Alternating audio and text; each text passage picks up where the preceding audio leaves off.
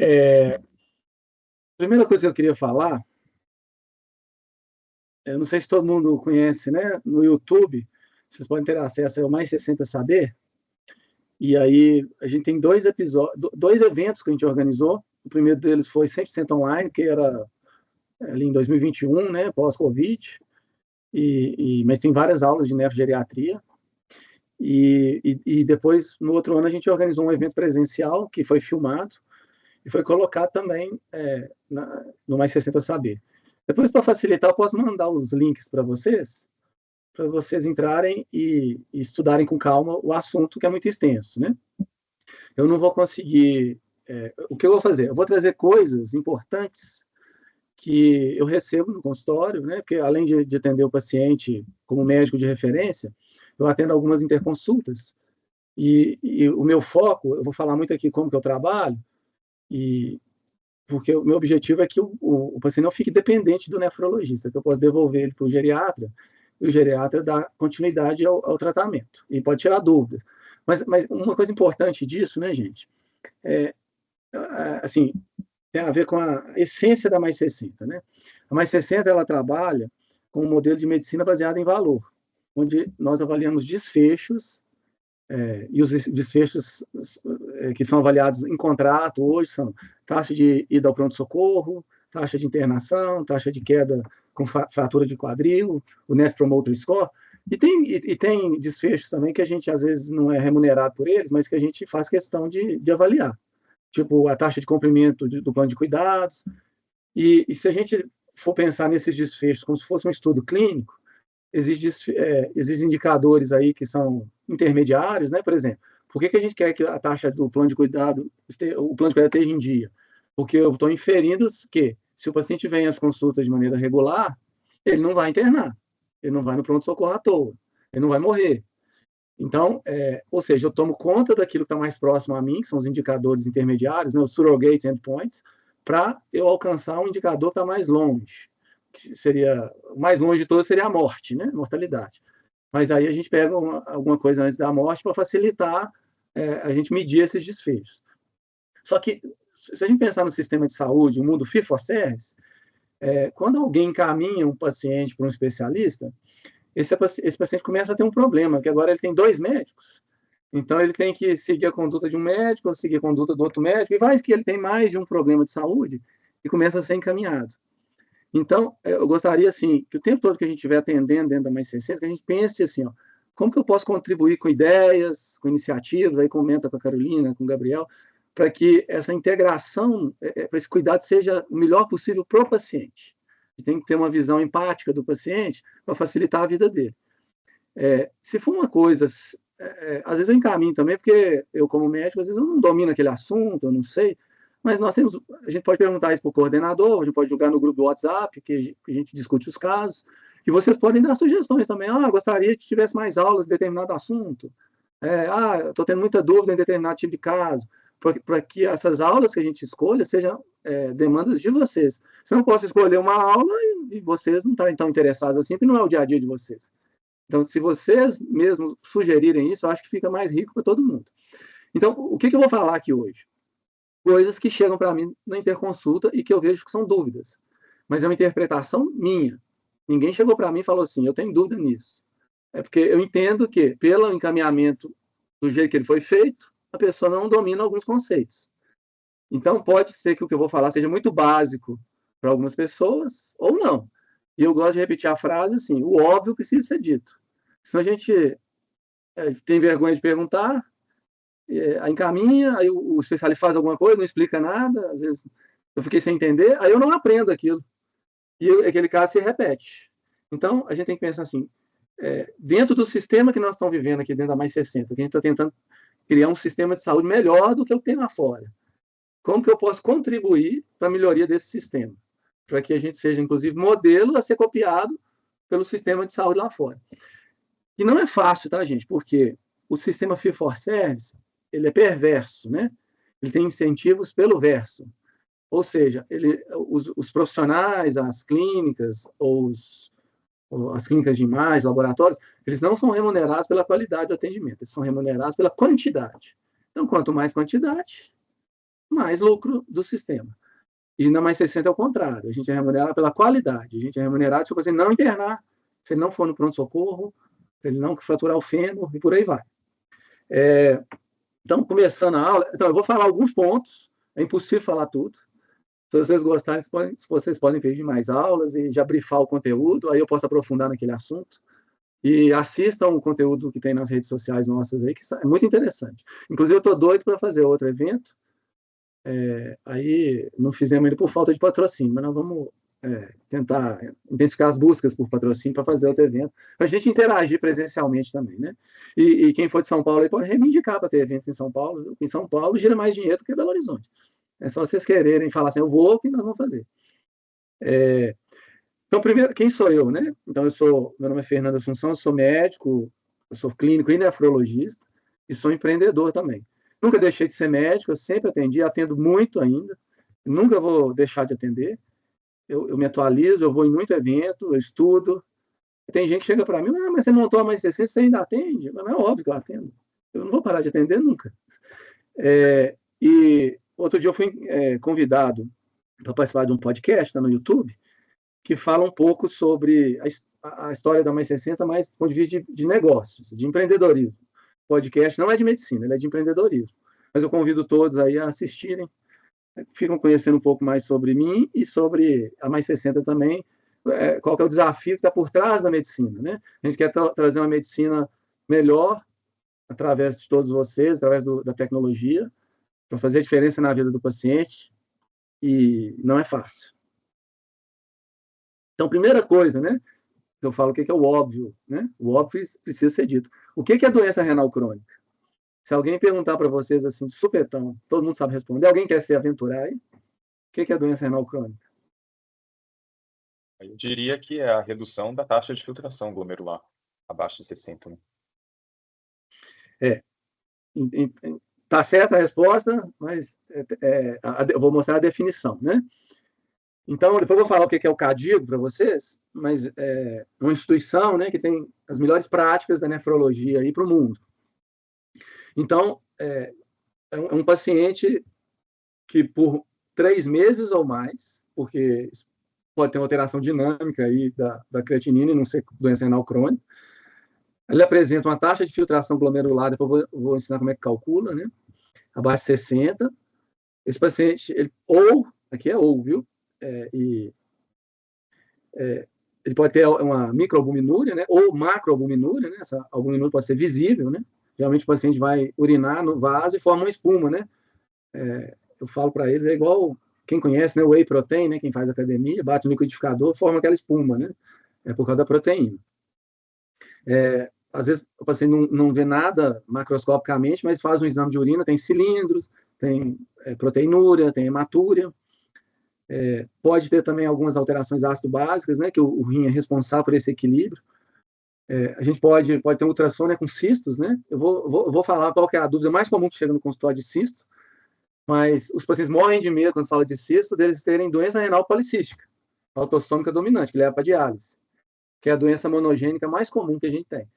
Mas existem cistos simples, que são benignos e é mais comum. Eu vou mostrar uma foto depois que é esclarecedora nesse sentido.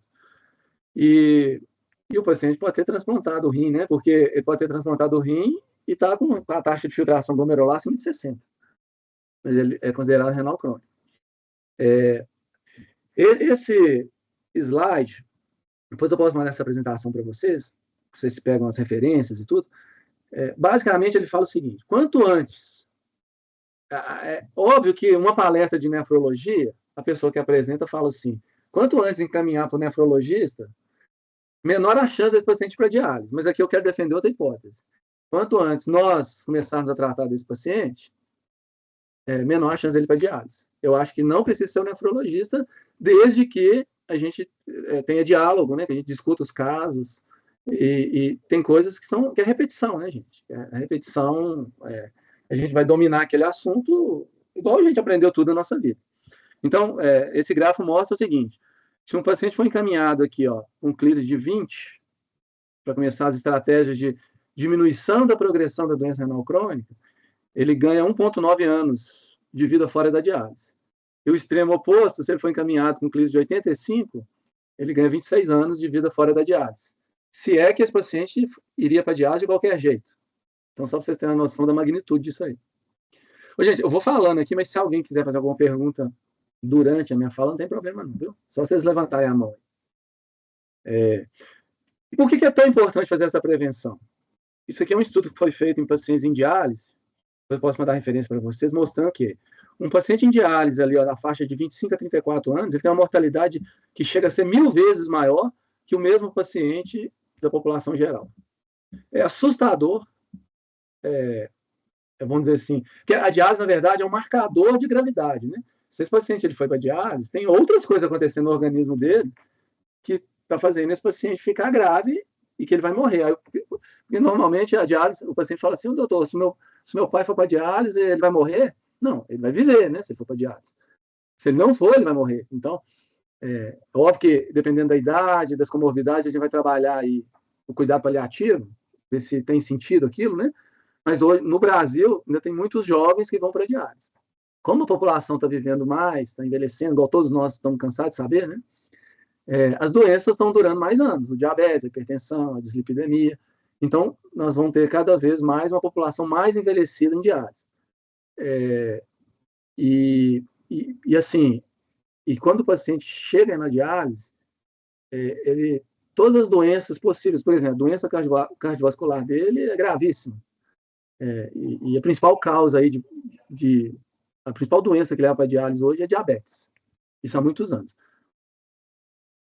Outra coisa importante, que é uma coisa clássica na nefrologia, é que descobriu-se há muito tempo atrás que quanto maior a proteinúria do paciente, maior a velocidade de progressão para a diálise. Então, a gente tem que... a albuminúria, né, a proteinúria, ela é um marcador intermediário. Então, assim, é um surrogate endpoint, né, é um desfecho intermediário. E a diálise seria um desfecho, um hard endpoint, um desfecho final. Igual na mais 60, o simples fato do paciente vir às consultas médicas, esse paciente ele interna menos, ele vive mais, melhora a qualidade de vida. Não estou nem medindo o que o médico está fazendo na consulta, o paciente está vindo do médico. Então, isso tem muito poder. Então, a mesma coisa aqui. Se a gente controla a albuminúria do paciente, a gente retarda a progressão da doença renal, porque a doença vai progredir. E eu quero que retardar tanto essa doença que esse paciente nunca vá para a diálise. Essa é a meta desses tratamentos. Esse quadro também, depois eu mando as referências para vocês. Do lado esquerdo, né, tem os estágios da doença renal. Então, isso é importante o seguinte. Daqui a pouco eu vou mostrar qual que é a melhor fórmula, né, para calcular a taxa de filtração glomerular, mas praticamente todos os nossos pacientes idosos têm algum grau de disfunção renal. Cabe a nós diferenciar o que é do envelhecimento, né, normal, e o que é uma doença propriamente dita. Mas é muito difícil um paciente não ter mais nada, né? Então ele acaba, em algum momento, evoluindo para a doença renal crônica. Aí será que nós, como médicos, especialistas no cuidado do idoso, estamos fazendo tudo que é possível para retardar a progressão da doença renal? E eu estou fazendo foco aqui na doença renal, mas, na verdade, quando eu faço isso, eu trato tudo. E, lógico, respeitando todas as diretrizes da geriatria, né? Da proporcionalidade do cuidado, e de fazer tudo que deve ser feito para o bem do paciente, entendendo que à medida que o paciente vai envelhecendo, a funcionalidade é muito mais importante do que as doenças em si. Mas se a gente acredita que esse paciente vai viver muitos anos ainda, cabe algumas intervenções que são fáceis de serem feitas. Então, do lado esquerdo, a gente classifica de acordo com o clearance de creatinina, que eu vou ensinar a calcular daqui a pouco. E em cima, está dividindo as categorias de albuminúria. Por quê? Porque eu mostrei no gráfico anterior que quanto maior a albuminúria, maior a progressão para a doença renal terminal, que é a diálise. Então, esse quadradinho é muito sistemático, pode até fazer um desses para nós aí, viu, Carol e Gabriel, adaptar para a geriatria, porque coloca a gravidade do paciente de acordo com algumas características, a gente pode criar alguma, né? E esse número é o número de consultas que esse paciente tem que ter no ano. E quanto mais, o verde é o paciente que tem menor risco, e o vermelho é aquele paciente que tem maior risco. Qual que é esse risco? Risco de morte, risco cardiovascular e risco de hipadiálise. E outra coisa, por que é dividido nesses estágios, né? Isso é importante também. Muda o plano de cuidados e muda de consultas, né, de consultas médicas, e muda os exames que eu vou pedir desse paciente para não ser pego desprevenido de alguma complicação da doença renal. Se eu demorar muito para pedir o exame, eu vou ver só daqui a 6 meses, 1 ano, e eu perdi um tempo de tratamento. Isso aqui é só para quem gostar aí de estudar nefrologia. Existem essas duas entidades no mundo que fazem estudos, guidelines, traz assim, a medicina baseada em evidência na nefrologia, que é o CADOC e o CADIGO. O CADOC, existe uma equação que eu vou mostrar, que eu até, quando eu vou evoluir o paciente, eu escrevo, quando eu calculo o clearance de creatinina, então coloca a creatinina, eu já calculo o clearance e coloco a fórmula que eu usei para calcular aquele clearance. Porque existe uma fórmula ideal para cada momento. Eu vou falar aqui qual que é a fórmula para a gente usar no paciente ambulatorial. Mas, curiosidades, né? Qual que é a diferença do CADOC e do CADIGO? O CADOC é mais focado nos Estados Unidos, o CADIGO é mais global. O CADOC iniciou até bem antes do que o CADIGO, e a atualização dele é menos frequente. E o CADIGO está tomando a frente aí no mundo. Então, quando a gente quer atualizar em algum tema que tem a ver com nefrologia, se a gente procurar CADIGO, geralmente essas publicações são de graça, né? A gente vai achar coisas mais atualizadas. E é bem mais completo, porque pega as glomerulopatias, né? E outras questões mais amplas da nefrologia. Outra coisa, igual eu falei, o óbvio precisa ser dito, né? Não sei se todo mundo conhece essa curva. Isso aqui é de um paper bem antigo, tá? Que foi publicado no New England. Que é o seguinte: quando pequenas alterações da creatinina podem refletir grandes alterações da taxa de filtração glomerular. Então, essa curva hiperbólica, assim, ó. Então, tenta imaginar aqui. A setinha aqui, vocês conseguem ver a setinha do mouse? Então, vamos pegar aqui uma creatinina de 1, né? Um ritmo de filtração glomerular aqui de mais ou menos 120. Aí o paciente, ele piorou aqui, foi para 1,4. Caiu de 100 para 80. De 1 passou para 2. Caiu para 60. É uma escala logarítmica, né? Exato. Então, só para ficar na memória de todo mundo. Então, isso é muito importante, porque aquelas taxas, aqueles valores de referência do laboratório, eles podem nos enganar. Como a creatinina depende da massa muscular, se for uma paciente idosa, magrinha, de 50 quilos, e tem uma variação de 0,2 na creatinina, ela pode ser muita coisa. Se for um homem de 85 quilos, com massa muscular, 0,2 na creatinina não significa nada. E a referência é a mesma para todo mundo. Então, todo mundo, assim, o jeito mais fácil que eu uso no consultório é deixar essa janela aberta, e aí eu já, o que eu faço? Como é que vocês acham isso aqui? Né? Depois eu posso mandar essas referências para você lá no grupo, para você, mando para o Gabriel, para a Carol, eles mandam para vocês. Mas se vocês digitarem no Google CKD, e botar assim, ó, QX, esse QX que está aqui, vai ser a primeira referência que vai aparecer. Tem aplicativo nas lojas aí do iPhone, do Android. Então, aí essa fórmula aqui, ó, CKD App de 2021, ela não usa o peso para calcular a taxa de filtração glomerular. Então, facilita a nossa vida. Então, eu vou precisar do sexo. Espera aí que... E quando você vai clicando aqui, ó, você clica o sexo, depois vai perguntar a idade e a creatinina. Simples assim. Só tomar cuidado, que a creatinina do Brasil é miligramas por decilitro, aí nos Estados Unidos é diferente. Aí você tem que mudar lá só o indicador para ser o brasileiro. E tem que usar ponto ao invés de usar vírgula. Porque nos Estados Unidos usa ponto para diferenciar decimal. E aí você vai ter o clearance rapidamente. Hoje no LifeCode, se a gente coloca lá, a gente já calcula o clearance automaticamente também. Então, inclusive eu usei o artigo, né, que foi base para isso aqui, para colocar a fórmula no LifeCode. Então, assim, só para ninguém esquecer, né? Suponha que uma pessoa saudável tem uma taxa de filtração glomerular de 100 e uma creatinina de 1. Se a creatinina aumentar para 1,2, ou seja, aumentou 20%, né? Só 0,2. A taxa de filtração glomerular cai para 83. É só jogar naquela fórmula lá, vocês vão ver a diferença. Outro caso, um paciente que tem uma taxa de filtração glomerular de 20, ou seja, uma creatinina de 4. Se subiu para 4,8, prestem atenção que subiu 20% também. Aqui, o clearance cai de 20 para 16,7. Ou seja, quando a taxa de filtração está mais próxima do normal, as diferenças são maiores. Porque a gente só aprende isso fazendo 1 milhão de vezes, né? Eu bato o olho no paciente e já faço a conta meio de cabeça, assim. Mas para saber o número certinho, tem que ir fazendo, a gente vai memorizando. E existe outro caso também, que é a injúria renal aguda, né? O nome mudou, viu, gente? Antes era insuficiência renal aguda, agora é injúria. Curiosidade.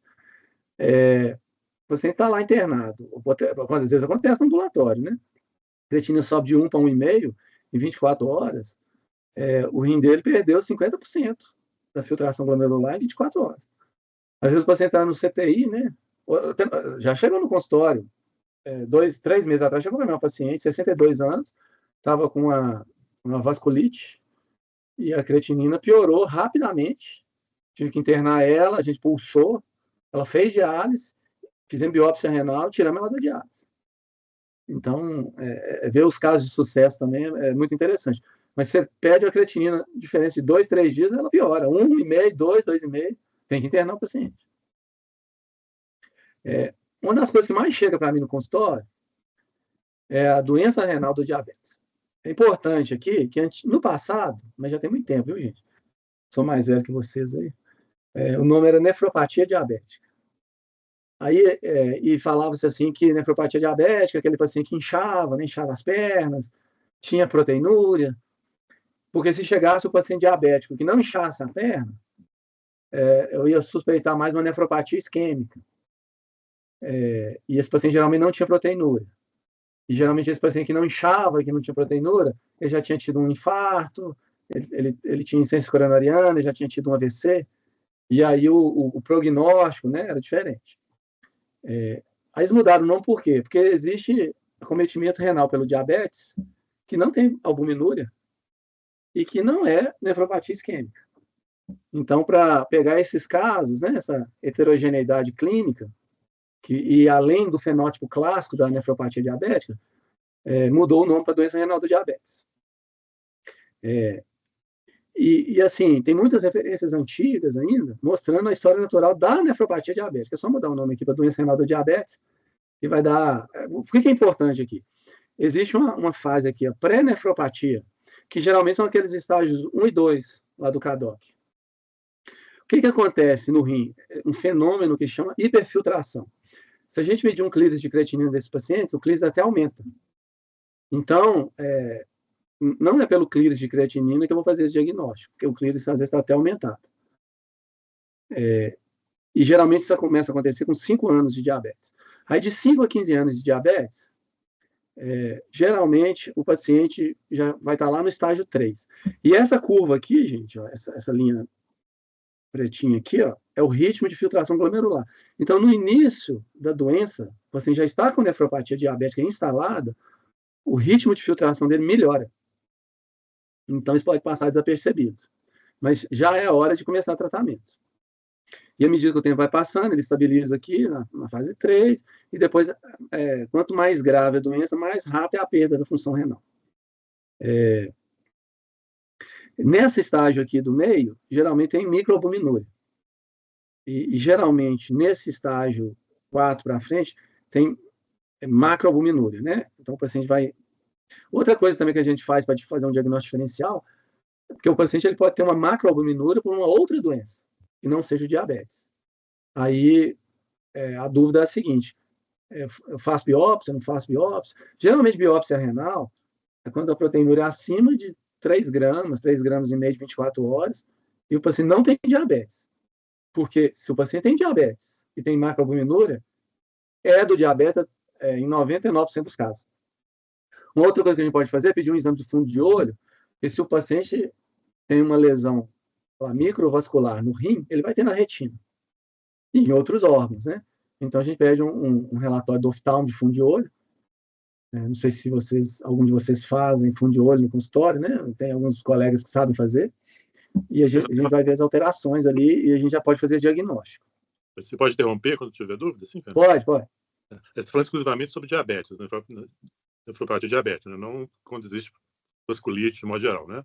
Essa com porque se tiver uma vasculite, a creatina vai piorar muito rapidamente, né? Porque quando você falou que essa questão do fundo de olho, né, os vasos, eles têm uma certa semelhança com os vasos renais, né? Sim. Não só com relação à questão do diabetes, mas com relação a várias outras doenças, né? Sim. Outra questão, assim, que até agora você não falou de ureia. Assim, isso não é relevante, assim, nesses contextos todos? Então, é boa pergunta, né? Então, assim, existe algum... A gente sempre... O pessoal sempre pede ureia e creatinina junto, né? Por que o pessoal pede isso?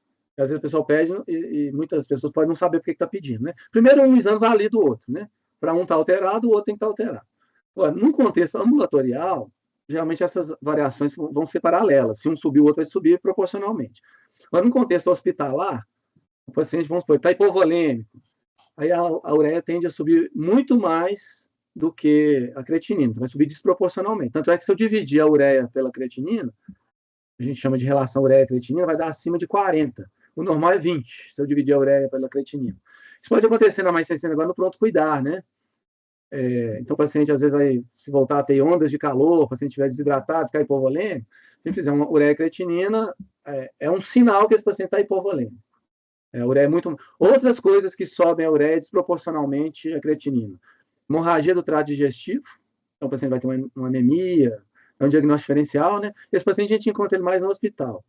E existem também algumas drogas, tipo o Bactrim, tem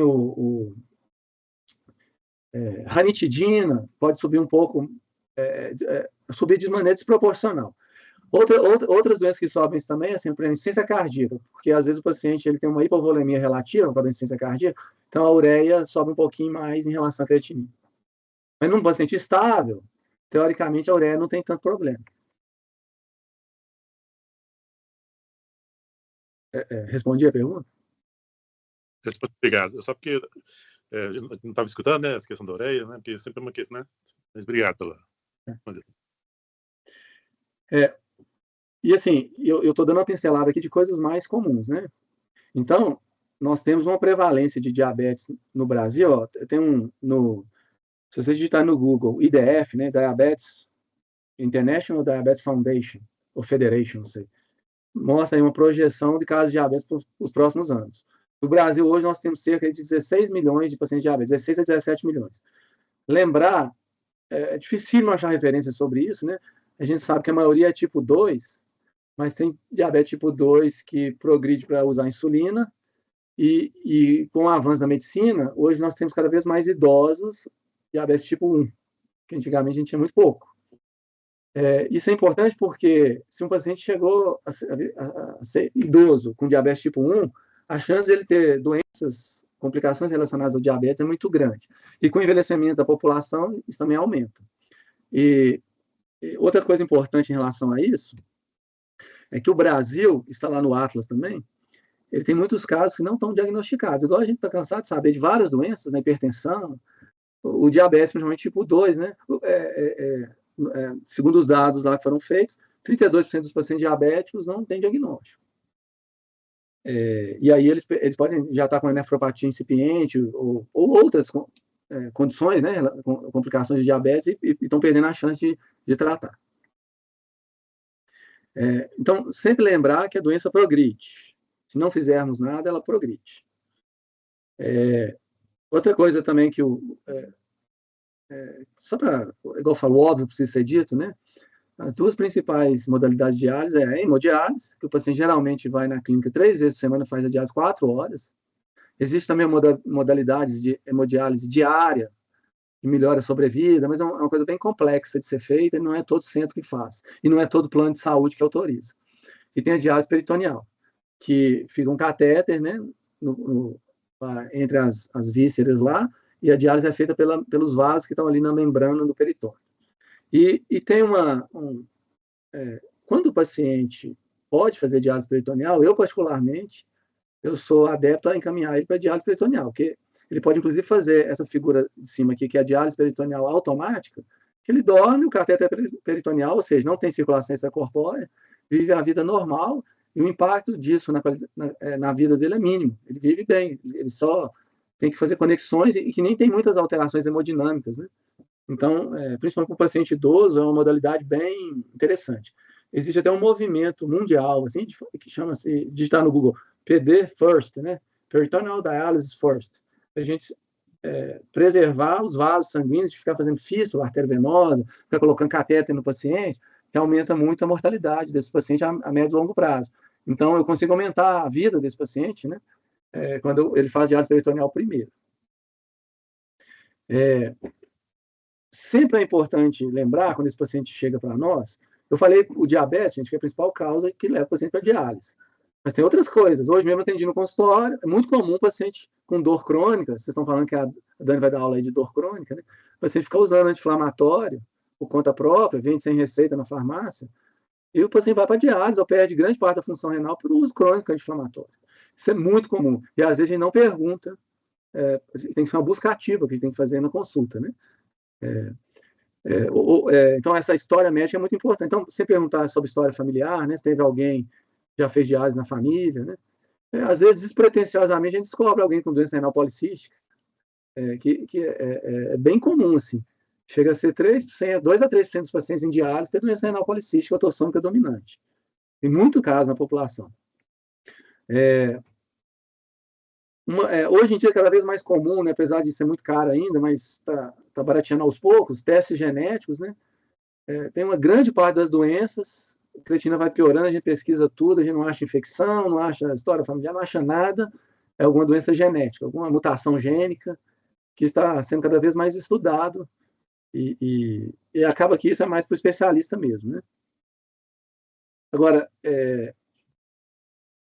como eu citei ali que a imagem é importante, né? Um ultrassom renal do aparelho urinário, eu recebo muito caso de cisto renal. Então, se a gente ver assim, começar a ver os próximos casos e lembrar dessa figura, eu mando ela para vocês depois, a gente mesmo pode dar seguimento ao paciente. Outro dia eu fui fazer um ultrassom, eu tive cálculo renal, e tinha lá um cisto renal, tinha 2 cistos renais simples. Então, isso é muito comum. Eu até falo com o paciente que é igual o cabelo branco, né? A gente envelhece, vai ter cisto renal. E geralmente ela é simples, né? E vai ficar lá e não vai acontecer nada. Se esse cisto simples, né, que não tem nada no interior dele, começa a ter essas microcalcificações ou septações, ele pode ser classificado de acordo com a classificação de Bosniak. Só que é o seguinte, a classificação de Bosniak, o estudo inicial foi feito por tomografia. Não foi feito por ultrassom. Mas a gente não vai sair pedindo tomografia para todo mundo. Se eu vejo um cisto simples no ultrassom, é simples, pronto, eu não vou pedir tomografia. Eu vou pedir tomografia quando eu tenho dúvida. E existe uma gradação, né, que vai aumentando um de septações e de calcificações até isso virar câncer. Geralmente, da 2F em diante, tem que tirar ou tem que fazer um acompanhamento muito de perto, fazer vários exames de imagem, ou já tem que tirar esse rim, que a chance de malignidade vai aumentando muito, chegando a ser até 95% no Bosniak 4. E lembrar que para fazer diagnóstico aqui é tomográfico, tomografia sem contraste. Não precisa de contraste para fazer esse diagnóstico, não. Outra coisa muito importante, a gente tem que corrigir, a gente tem que calcular o clearance de creatina do paciente, porque tem que corrigir dose das medicações. Eu vou citar aqui 2 medicações muito comuns que a gente usa no dia a dia, que vira e mexe, eu pego o paciente usando uma dose errada, na mais 60. Porque a gente não fez a conta, etc. e tal. Eu posso passar esse PDF para vocês também, que tem todas as drogas, e tem algumas características, mas o importante é aqui embaixo. Ó. Calculei o clearance. Então, lembra, como nós temos uma coorte grande de pacientes idosos, com outras comorbidades, nós vamos ter muito paciente com clearance abaixo de 30. Por exemplo, ciprofloxacino com clearance de 10 a 30 já começa a mudar. E só para interpretar isso aqui, 10 a 30, que está 50% a 100% da dose, né? Aí entra a arte da medicina, né? Se tiver mais perto de 30, mais perto de 100% da dose. Se tiver mais perto de 10, mais perto de 50% da dose. E a gente usa outras variáveis que a gente achar de chance de ter efeito colateral, gravidade da infecção, para ajustar isso também. Geralmente, quando o pessoal bota abaixo de 10, geralmente é o paciente em diálise. Mas o paciente ele pode estar com clearance abaixo de 10 e não estar em diálise. Eu tenho vários pacientes Inclusive, essa semana eu atendi o pai de um colega médico, ele tinha ido num outro médico aí, o médico pediu para fazer fístula, esse paciente estava com hipercalemia, não sei por que cargas d'água, não estava usando Lasix, usando drogas que eu acho que não tinha indicação nenhuma, usando cromo, não sei para que estava usando cromo, não achei motivo, e pedindo para fazer fístula. E sendo que tinha apenas uma creatinina elevada, podia ser até erro laboratorial. Então, assim, a gente vê muita coisa errada, assim, vê um exame alterado, vamos repetir o exame. O paciente está hidratado, porque se ele ficou hipovolêmico, vai alterar mesmo. Às vezes tem muito paciente nosso que eu vejo tem incontinência urinária e para de beber água. Vai fazer o exame e está hemoconcentrado. Então, coisas que a gente vai vendo, assim, não está escrito em lugar nenhum, né? Mas, e assim, esse paciente chegou para mim, estava fazendo fístula para encaminhar para diálise com potássio alto, sendo que não estava usando o diurético que tira o potássio. E não repetiu o exame. Assim, é uma conduta bem, bem questionável. Outra droga, aí quem tem acesso ao UpToDate, né? Eu digitei aqui, ó, alguém quer perguntar alguma coisa? Como psiquiatra, eu vi ali clozapina, olanzapina, duloxetina e gomelatina, sabe? Com relação à infecção, você tem uma insuficiência renal, você teria que fazer uma redução de dose, né? Assim, do ponto de vista psiquiátrico, assim, claro que você pode falar melhor do que eu, né? Dificilmente você vai atingir uma dose, não sei clozapina, né? Mas dificilmente você atingiria uma dose estoque, né? Tem essa preocupação, né? Eu acrescentaria lítio em vez de ser essas que está aí no slide, sabe? Dessa guideline, né? Porque o lítio, por exemplo, assim, é controverso, né? Que se causaria insuficiência renal, né? Não sei quando ele está em níveis tóxicos, né? Acima de 2 miliequivalentes por litro, né? Só esse comentário aí. Assim, na verdade, esses estudos de ajuste de dose são baseados no seguinte quesito: como a droga em questão é de eliminação renal, então vai mudar toda a farmacocinética e farmacodinâmica da droga. Então você teria o mesmo efeito com doses menores. Mas não estou nem aqui pensando na toxicidade ainda não. As drogas são mais tóxicas, são bem conhecidas, né? Você está colocando essa toxicidade para o rim ou para o paciente, de modo geral? Não, a toxicidade, no caso, quando eu falo corrigir a dose, eu estou pensando no paciente, não estou pensando no rim. Ok, tá. Eu vou mostrar aqui a lista das drogas mais perigosas para o rim. Mas nesse momento, eu estou pensando diminuir efeitos colaterais da droga. É como se eu estivesse dando uma superdose, que a dose é de eliminação renal, e eu estou dando uma dose desnecessária. Então, agora, que aí é a sua outra pergunta, né? Quais drogas são nefrotóxicas? Aí depois eu mando essa lista aqui, mas tem muitas drogas que são usadas em hospital, né? Polimixina, anfotericina B, em alguns casos aí de casos oncológicos, né? HIV. Uma coisa importante aqui, ó, que pode ser mais no dia a dia, contraste iodado, né? O paciente tem uma doença renal crônica, ali, estágio 4, estágio 5, vamos evitar contraste iodado ao máximo.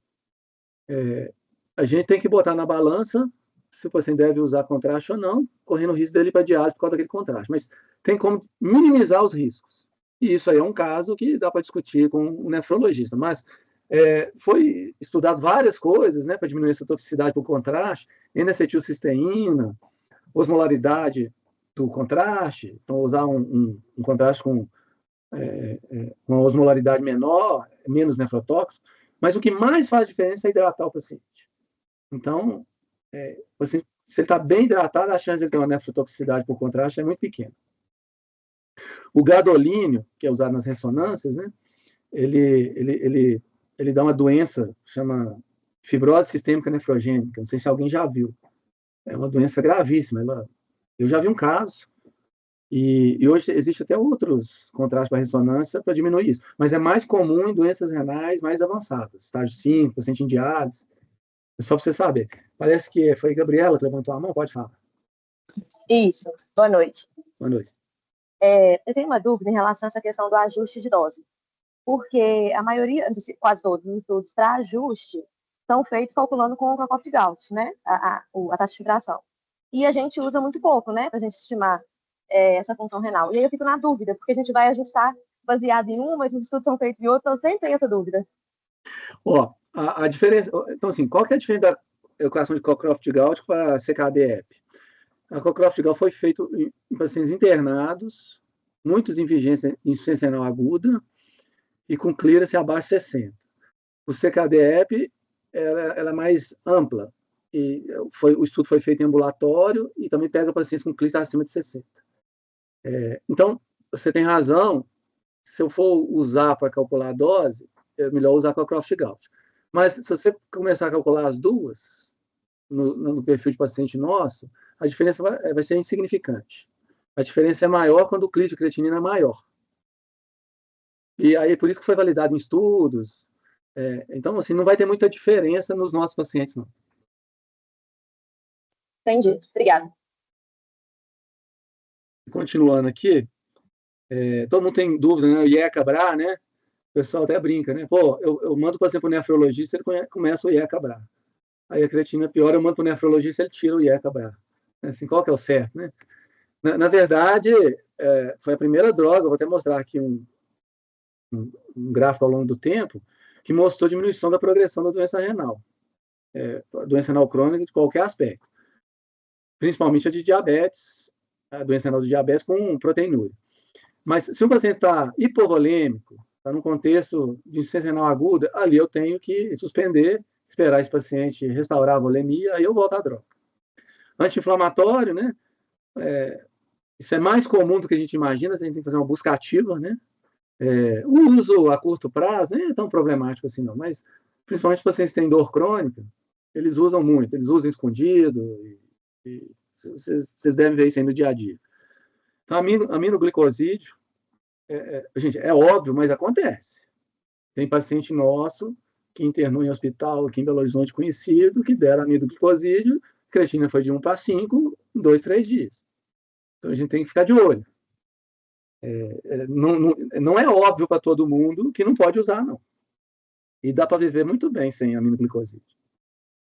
Se for usar, para sentar no CTI, tem algumas estratégias que a gente pode fazer para minimizar a toxicidade, né? Dar uma dose por dia, mas aí o CTI é outra conversa, né? Vancomicina também, além de ter que corrigir dose para fazer o mesmo efeito, ela é tóxica ao rim. Aí, nesse caso aqui, tem as duas questões, né? Bem lembrado aí pelo Fernando. A maioria das vezes que eu falo que tem que corrigir dose, é porque a dose menor vai fazer o mesmo efeito, porque ela é de excreção renal. Simples assim. Mas essas drogas que eu estou listando aqui, elas têm um potencial nefrotóxico também. No mundo lá fora, né, fora da mais 60, eles falam para encaminhar para o nefrologista com clearance abaixo de 60. Né? Imagina assim, não tem nefrologista para cuidar de todo mundo, igual não tem geriatra para cuidar de todo mundo. Então, por isso que eu preciso do apoio de vocês, e todo mundo pensando junto é melhor. O que a gente pode fazer juntos, que sejam treinamentos, que sejam criar planos de cuidados, vamos dizer assim, mais claros no life coach, visuais, para a gente cuidar da nossa coorte de pacientes, saber quem tem doença renal crônica, quem que tem que corrigir dose, será que dá para botar um alerta, o life coach fazer a conta já do clearance e já ver lá na prescrição, lembra de corrigir dose, porque esse paciente tem um clearance de tanto. Tudo isso é possível, mas eu sou um só, gente. Eu fico inventando as coisas pro life coach, mas eu preciso de ajuda. Não dou conta de fazer. Eu fico mais tempo resolvendo problemas vamos dizer assim, pepino do dia a dia da empresa. Meu sonho era poder me blindar, falar assim, eu só vou desenvolver o produto para fazer um produto que ele é tão bom que ele vai ajudar o médico a cuidar do paciente para diminuir a chance de erro, porque vai fazer checklists, né, gente? Lembrete, é muita coisa que a gente tem que olhar. Então, assim, a gente pode redesenhar um negócio desse aqui no futuro, quem sabe a gente publica um paper aí, mostrando o modelo mais 60 de cuidado da doença renal crônica, mostrando que o geriatra pode cuidar de um paciente com estágios aí, que anteriormente eram encaminhados para o nefrologista, porque a gente usou o sistema, porque a gente faz reuniões, porque a gente discute os casos.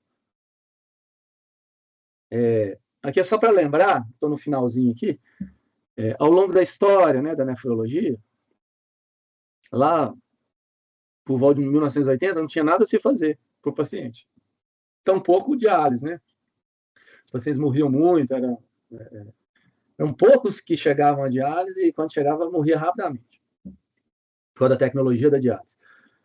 Primeiro começou a se tratar a hipertensão arterial, né, o básico. Mas isso é muito básico. É muito básico, mas qualquer capítulo de hipertensão que a gente lê em qualquer livro fala assim, que mais da metade dos pacientes com hipertensão não estão com a pressão nos níveis adequados. Então, não é tão básico assim, né?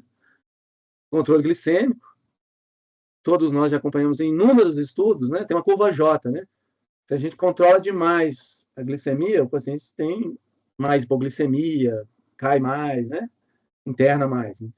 Mas também se eu deixo escorrer solto, esse paciente vai ter inúmeras complicações do descontrole glicêmico. Então, é um controle glicêmico adequado para o nosso paciente, por nível de fragilidade. Aqui, o IECA, né?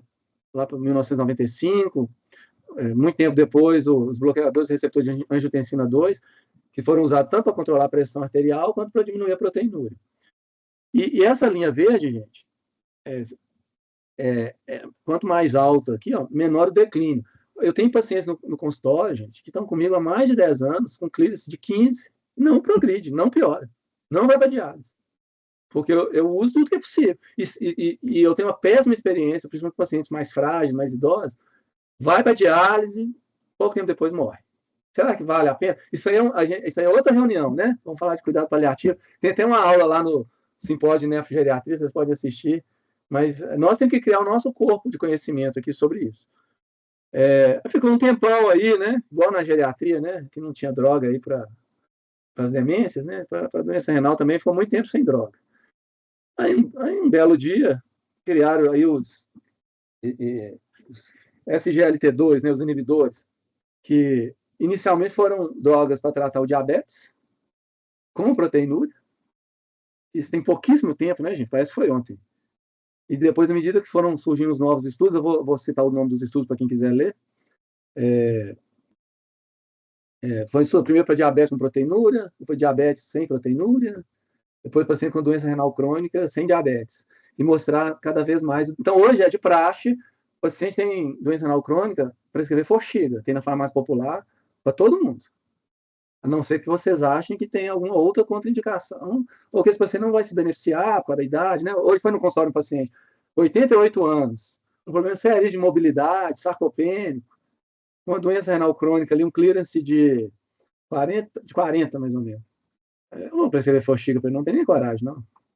Então, a gente nós temos que criar os nossos próprios protocolos, né? Já toma tanto de remédio, falei para a filha, eu quero tirar remédio dele aqui,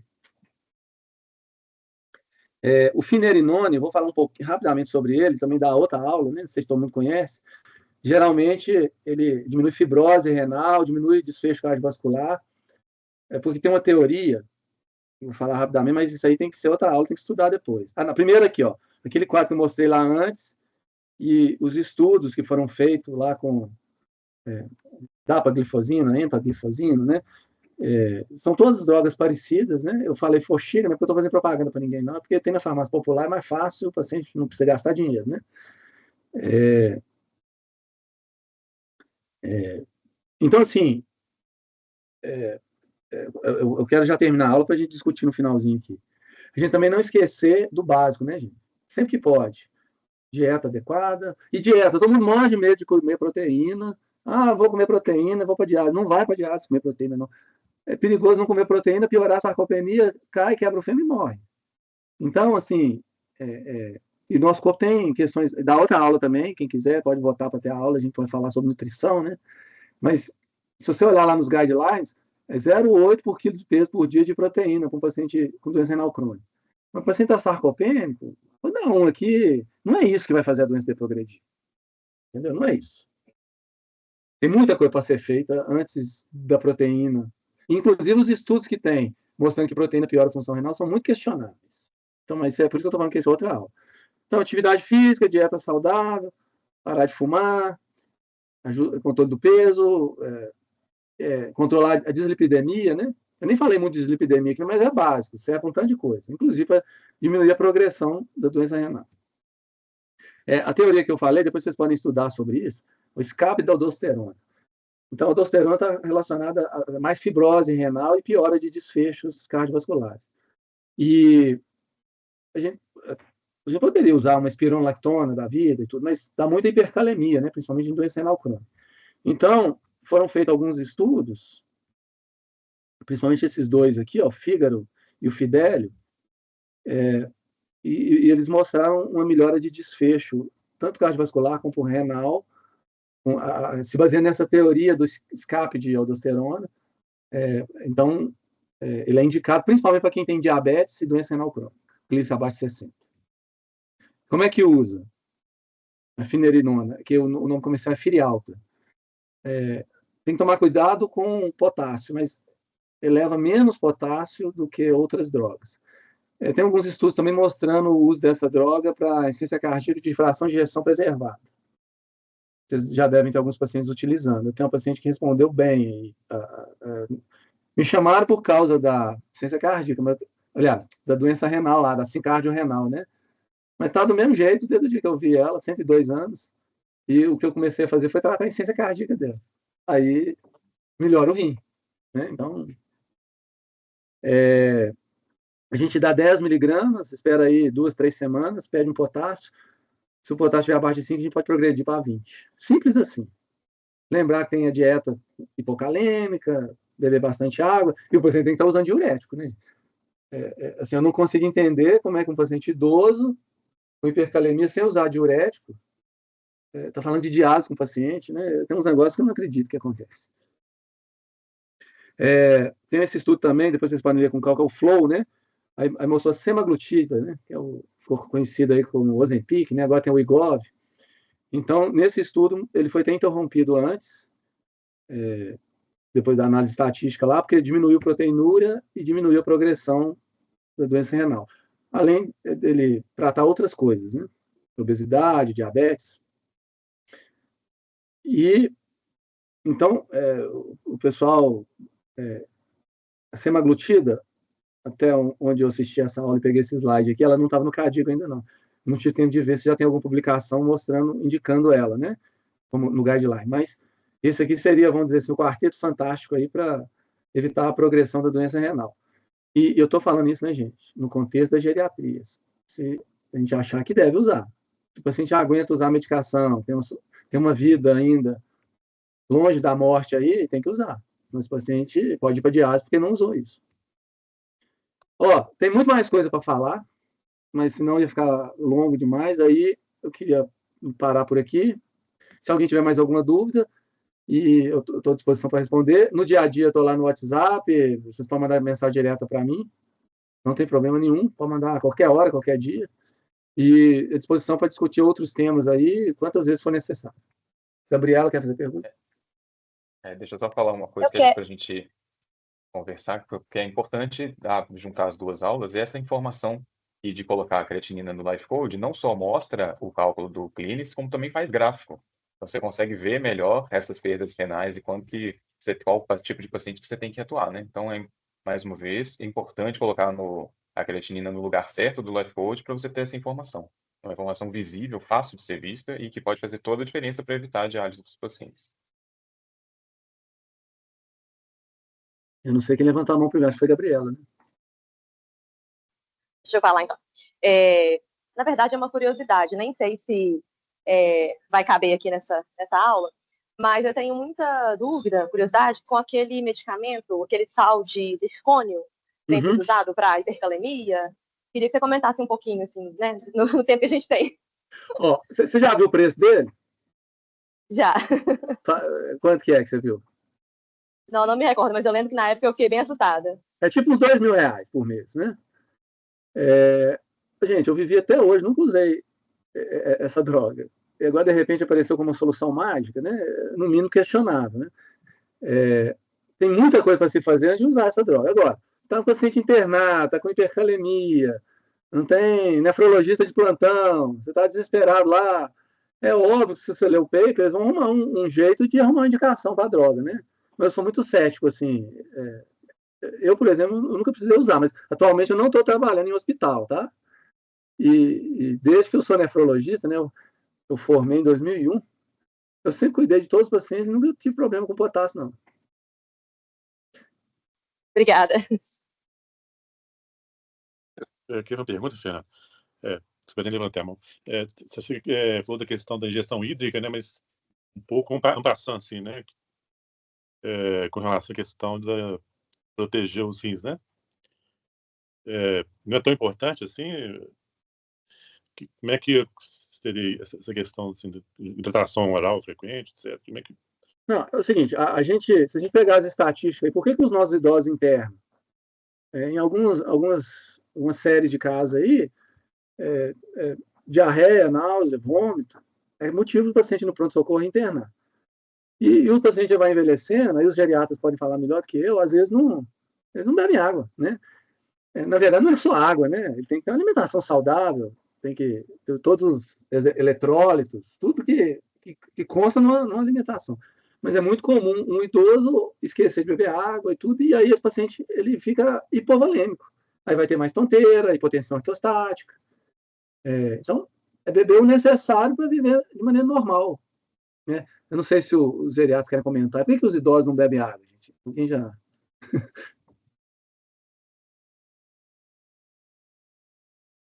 A gente perde receptor de sede, né, com o envelhecimento. E aí o idoso tem uma dificuldade mesmo, assim. Às vezes tem muitos pacientes muito idosos que, inclusive, vão ter os primeiros sintomas de desidratação e vão no pronto-socorro por causa disso, né? Que vai ter tontura, turbação visual, vai ter incômodo, assim, geral, né? E ressecamento, né? Desidratação. Outra queixa também que às vezes os pacientes procuram a gente é boca seca. Ah, tô com a boca seca, tô com a boca seca. Aí você vai ver a pessoa não bebe nem 1 litro de água por dia. Quando a necessidade hídrica seria em torno de 1,5 litro, 2 litros para aquele paciente, né? Agora, pode falar, tem os Alice. quadros demenciais também, né? Quer dizer, que pode atrapalhar isso. E outra coisa, não sei se você quis perguntar em relação a isso, Fernando. O paciente que não deve beber água em relação à nefrologia é o paciente que está em diálise, que é anúrico. E não é que ele não deve beber água, é porque ele tem que pesar todo dia, ele tem que controlar o tanto que ele vai ingerir para ele não entrar em edema agudo de pulmão. Perfeito. Ei, gente, vocês me ouvem? Sim. A dúvida é, não sei se vocês falaram antes, sobre diálise peritoneal, se tem limite de idade, que outro dia eu encaminhei uma paciente para olhar a ação da nefro, e eles, assim, não foi de LPI, mas eles nem consideraram. Eu fiquei tão frustrada, porque com essa mesma visão que você falou, tentando poupar, de ser menos invasivo, né? Não, aí teria que. Não tem limite de idade, não. Tem que conversar com o médico, porque tem várias variáveis aí. Primeiro, se o médico que avaliou trabalha num serviço e está acostumado com diálise peritoneal. Porque, às vezes, é tão difícil fazer diálise peritoneal para determinados médicos que é mais fácil colocar o paciente na diálise.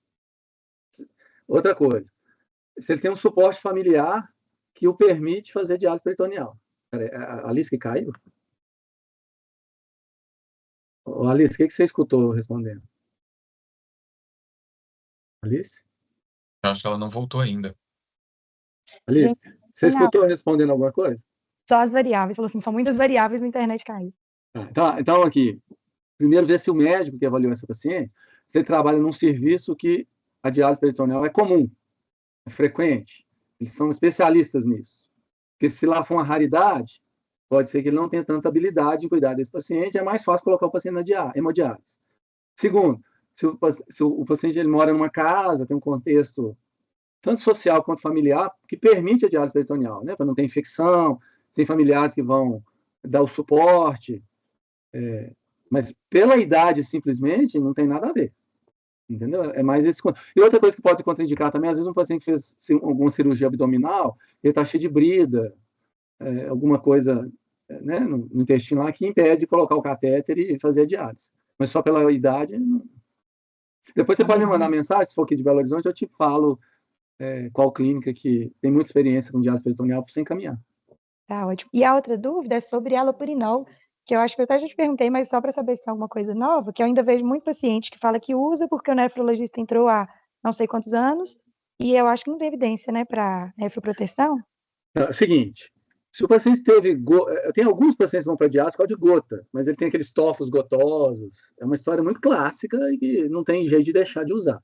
Agora, um ácido úrico elevado, sem sintomas, sem nada, precisa ser tratado.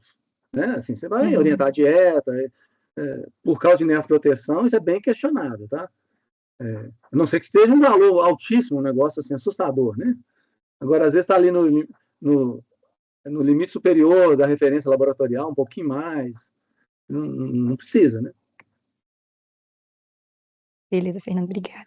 Outra coisa, estou lembrando aqui também, vira e mexe, chega no consultório, outro dia chegou uma paciente sua, né? um paciente de hipertensão de difícil controle, mas tinha doença renal crônica, e eu não sei se... já tinha muitos anos, o paciente chegou, eu falei assim, deixa eu testar uma espironolactona aqui, né? Aí a pressão, de repente, controlou, eu esqueci o nome da paciente, mas... Eu sei, ela já umas 5 classes, viu, gente? Aí o Fernando foi lá e colocou a espirono, ela ficou até hipotensa, deu para tirar uns 3 remédios, mas aí o potássio ficou ali no limite, eu com medo, e ele tranquilo, e ela segue bem. Ele deu diurético e segue a vida, né? Tá acompanhando. Gente, esse é o diferencial da Mais 60. Eu posso deixar vários pedidos de exame com o paciente, ele pode mandar para a gente, mandar para quem está de plantão. Por isso que, assim, que eu sempre falo que eu preciso de vocês, né?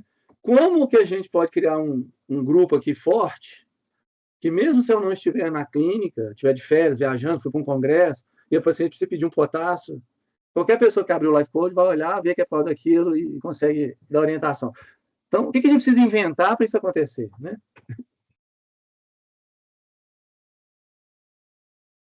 Assim, muito interessante, até engraçado. Eu fui nos Estados Unidos fazer um curso em 2019. Eu tenho uma colega de turma que é endócrino no hospital de Harvard. Aí eu contei da Mais 60 para ela e tal, aquela história toda. E ela estava com duas crianças lá, 2 filhos dela lá. E aí eu falei assim, Fernando, eu queria que você inventasse um negócio lá para o Brasil, que aqui funciona bem demais. A minha filha passou mal, eu levei ela no médico. O médico atendeu ela, registrou no prontuário. E não é que no outro dia o médico dela já estava sabendo que ela tinha ido lá, me mandou uma mensagem. E já estava no prontuário. Eu nunca vi isso no Brasil. Falei, ué, mas a Mais 60 é assim. Né? Não, abre isso aqui nos Estados Unidos que vocês vão ganhar dinheiro. Às vezes não é fácil essa comunicação entre nós estamos desenvolvendo a tecnologia e tudo, mas quanto mais alinhado nós estivermos, né, com essas aulas, com os guidelines nossos, né, eu acho que se a gente for dar uma aula de qualquer assunto, isso aqui eu fiz uma visão geral. A gente vai assim, como é que é a doença renal crônica? Não é mais 60, a gente tinha que fazer os nossos guidelines. É o objetivo mesmo. A gente montar os guidelines da Mais 60. E aí, assim, eu falo por mim e pela Carol, a gente também pode receber essas dúvidas de vocês, necessidade de consulta, né, do que tem de dúvida, quais são as informações, assim, que estão mais candentes, né, mais importantes aí no dia a dia de vocês. Às vezes a gente fica com vergonha de falar, mas é importante, porque a gente tem muita dúvida e o objetivo é centralizar o atendimento do paciente, né? Isso que o Fernando falou no começo lá da aula, de ter que encaminhar para um nefrologista, você está dando um problema para o paciente, você está dando 2 médicos, né, para ele.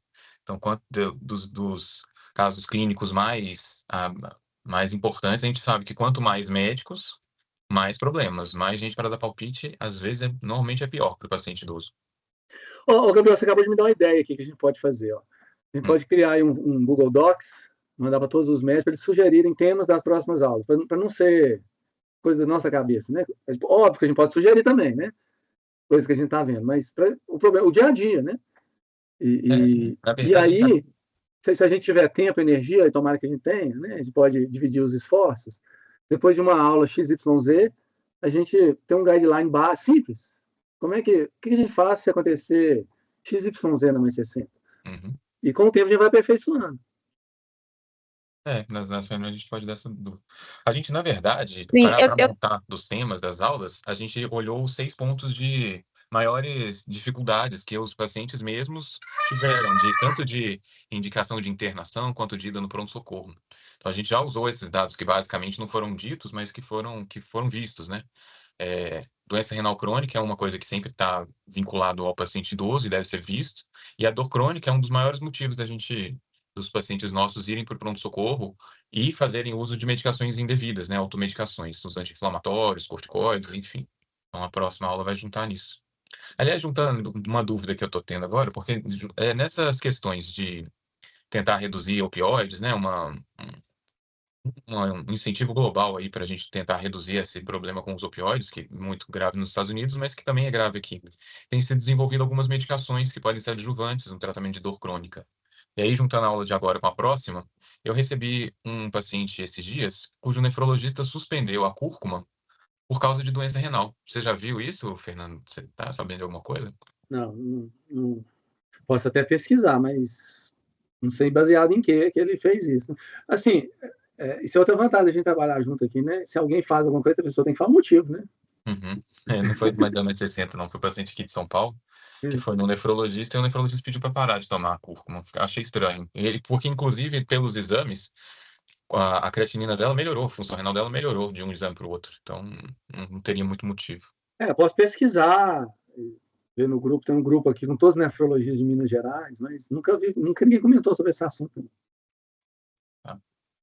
Aqui eu tenho uma pergunta para o Gabriel. No início você falou, Gabriel, da questão do paciente que está sendo visto uma vez a cada 6 meses, né?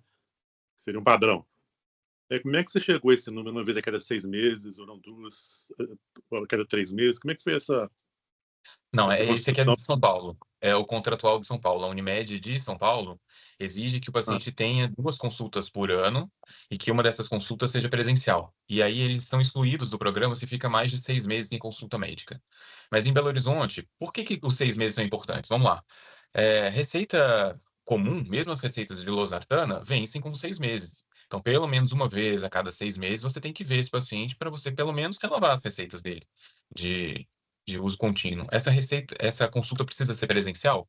Se o paciente for muito robusto, o que eu combino com os pacientes vamos nos falar daqui a 6 meses de maneira virtual, por videoconsulta ou por teleconsulta, e em 6 meses depois a gente conversa presencial por causa, mas, bom, 6 meses é por causa disso. Só complementar aqui, só um detalhe.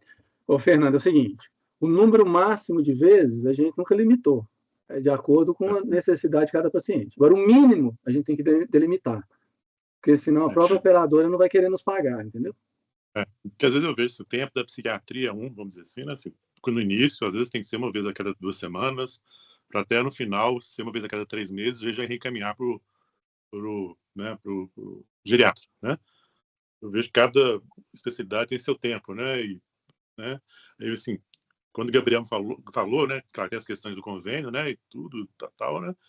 E estava falando com o que falou, pareceu algo meio arbitrário, entendeu, Gabriel? Assim, isso não é algo que você justificou, né? Com relação à questão do convênio, né? Agora, no mundo ideal, assim, que às vezes eu vejo, tá certo? Vou ter consulta lá com o meu geriatra, né? Daqui a 3 meses, sabe? Às vezes dá uma certa angústia enquanto psiquiatra, né? Assim, dada que muitas vezes eu vejo o paciente mais fragilizado, o paciente necessitando de algum ajuste de dose de anticolinesterase, né, por causa de demência, né, então só uma questão do tempo, né, que assim, eu sei que não é o objetivo da aula, né, discutir isso, né, mas como o Gabriel falou isso lá no início, né, então, né, por isso que eu estou colocando isso, né, e se alguém quiser falar qual que seria esse tempo ideal, né, dá um tempo, vamos dizer assim, relacionado a convênio, né, claro que vai variar de paciente para paciente, né, mas de modo geral, assim. Não, Fernando, mas assim, é o tempo que você achar que deve, entendeu? O que a gente está falando é o tempo mínimo. Tá tudo bem, não está acontecendo nada, ele tem que vir. Perfeito, ok. Pode falar, Nayara. Obrigada, Gabriel. Boa noite, sou geriatra do programa Mais 60 em São Paulo. Só retomando uma sugestão, ou mesmo uma pergunta, dessas ideias de protocolos institucionais. Uma demanda que eu vejo que é frequente são os pacientes que já têm uma disfunção renal crônica, ainda que esteja naquele platô de controle, né, diabético, hipertenso, que seja, mas que precisa fazer algum exame com contraste, por exemplo, uma angiotomografia, ou mesmo um cateterismo, dá uma dosinha de perder essa função renal. Meu Deus, será que vão saber cuidar direitinho dessa função renal? Acho que seria interessante, talvez, ter um protocolo mais alinhado de estratégias mesmo de preservar essa função renal, estratégias clínicas, farmacológicas ou não, pré-exame, né, e pós-exame. Só orientações para deixar, talvez, mais formal e alinhado. Nayara, excelente esse comentário seu. O ideal seria você pegar um caso que aconteceu com você, por exemplo, manda para o Gabriel, por exemplo, porque a gente tem que ver o seguinte: eu vou mudar a conduta desse paciente se eu fizer o exame? Será que precisava do exame? Né? Tem muita coisa para ser olhada antes da gente fazer o exame, porque se ele vai fazer o exame com contraste, com risco de perder função renal, é porque ele tem mais vantagem do que desvantagem. Não, ou senão o exame está mal indicado. Né? Sim, perfeito. Não, geralmente, quando a gente vai fazer algum exame assim, realmente, às vezes eu até discuto com algum outro colega para pesar risco-benefício, mas seria algo mais para a gente desenhar mesmo de orientações pré-exame, né? Porque só contar com a hidratação, bom senso, tome mais água antes, tome mais água depois, essa orientação, assim... Não, mas normalmente essa hidratação que eu estou falando, às vezes o paciente tem que ser internado, ele fica no soro, 24 horas antes, aí faz o exame, fica mais 24 horas no hospital e depois tem alta. Mas assim, no dia a dia assim, da clínica, eu não costumo ver esses pacientes, eu vejo paciente internado, entendeu? Não, tá bom, perfeito.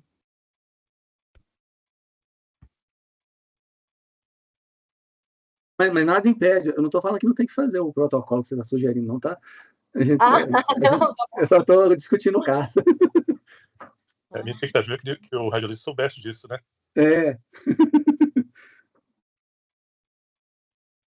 A nossa, como geriatra, também.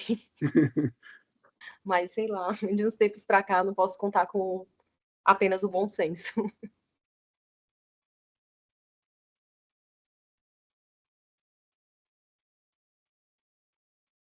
Mais alguma pergunta?